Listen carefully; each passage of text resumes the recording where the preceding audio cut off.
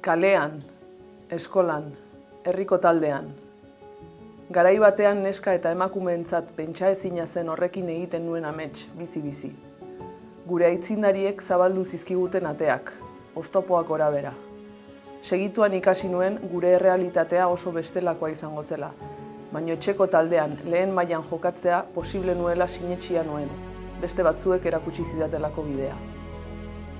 Nire ametsik ederrenetan ere ez nuen imaginatuko bizi izan dudana. 14 urtez atletiken, 10 denboraldi lehen mailan, txapeldunen liga jokatzea, liga titulo bat irabaztea. Hemen hasi eta ezin naiz, garaipenak ospatu ditugu eta une gogorretan negar egin dugu.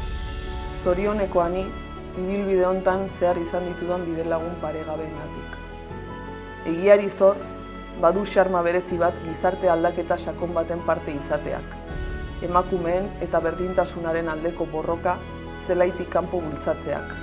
Bai guk, bai ondorengo belaunaldiek kirol parekideago batez gozatzeko. Aitortza berezia merezi dute zentzu honetan gure zaleek. Beraien babesik gabe, emakumezkoen kirolaren bilakaera ez baitzen posible izango.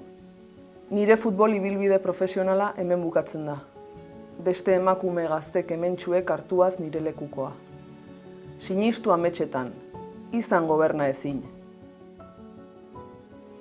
Botak ez dira eskegitzen, oinordetu egiten dira. Ni Karezko marraren bestaldean, Armailan izango nauzue bidelagun, jendartean.